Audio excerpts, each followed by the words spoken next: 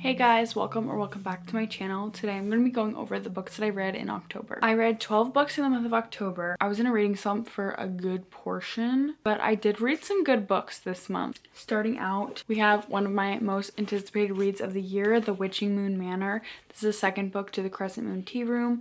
This follows three witch sisters. They run a tea house. It follows a little after the events of the first book. Each sister has their own type of magical power.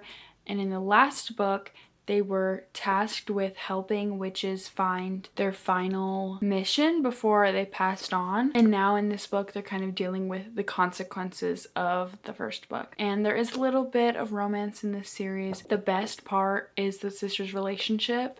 It is so sweet, and they understand each other so well. And the world is so beautiful, and the writing is amazing. And I have no complaints. I rated this 5 stars. I rated the first one 5 stars. This is one of my favorite series of all time. If you haven't read it, you need to immediately. It's perfect and amazing. I love it so dearly. Then I read Immortal Dark. I really liked this one as well. I rated this 4.25 stars. I was in a rating slump when I first started reading it. It was a little hard for me to get into it at first. Once I kind of got out of that mindset, I was really able to enjoy it. The world is very interesting. Kadan is on the hunt to find her missing sister. She thinks that she's been taken by a vampire who is a kind of companion to her family. So she has to go to Yuxley, take over her family's house in order to get close to the vampire, and she has to join this university. And while she's there, she's going to try to figure out what happened to her sister. It was really good. I really enjoyed it. It was dark academia, vampires. I really liked the characters. Some of the decisions that she was making felt very risque, seeing that she is surrounded by vampires, but she was on a mission. She had things to get done. She was not worrying about that. All she was really worried about was saving her sister. It was crazy. It went very different from how I thought it was going to. I really liked it. Then I read The Ashes in a Star-Cursed King and The Songbird in the Heart of Stone. I rated this one 4.5 stars. I liked it. This is a duet with the first book, Serpent in the Wings of Night. There's betrayal, romance, lots of war, politics. I really liked this one. These follow different characters. Misha, who is best friends with Rain and Aurea from the first book. She's been taken by Shadowborn Kingdom and is now on a mission with Asar, who is the bastard prince of the House of Shadow. I rated this one 4 stars. I liked it, not as much as the other books in the series, but I did enjoy it. I really like the characters. My thing was that the whole book is set in kind of like the underworld, and a lot of it them having fever dreams or imagining things, so at times it does get confusing, but I did enjoy it. The ending was insane, and I'm glad that I finally read these. Then I read Road Trip with a Vampire. I rated this 4 stars. This is the 3rd book in the series. It follows Zelda, who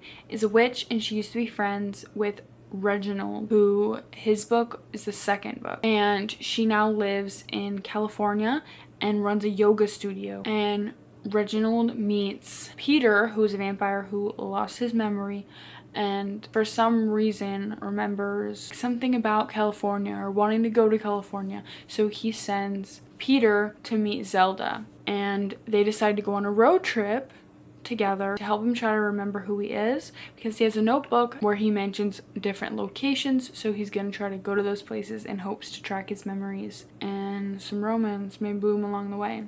I liked this one. This one was probably my least favorite out of the 3, but I still enjoyed it. The romance just felt like there was really nothing. It kind of crept up on you. It felt like nothing between them, and then it was like, whoa. Then I read A Witch's Guide to Magical Innkeeping. I rated this 4 stars. Sierra uses her magic to bring her aunt back to life, which is very frowned upon, so she is banished from the guild. Years later, Luke goes to her magical inn. He happens to be a magical historian, and she's hoping that he can help her get her powers back. I liked this. It was super cute. I do want to read other books by this author. The Found Family was super cute. It's very cozy. Then I read The Apothecary Diaries light novel 1.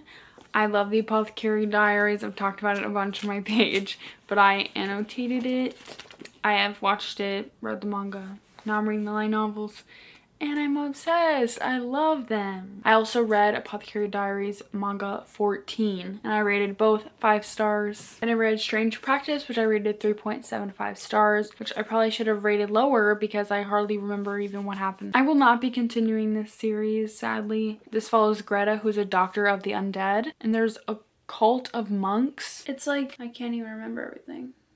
I wouldn't recommend. Then I read How to Survive a Fairy Bargain. This is another very anticipated read for me, and I absolutely loved it. I rated it 5 stars. This is set right after the events of How to Summon a Fairy Godmother, which I also loved.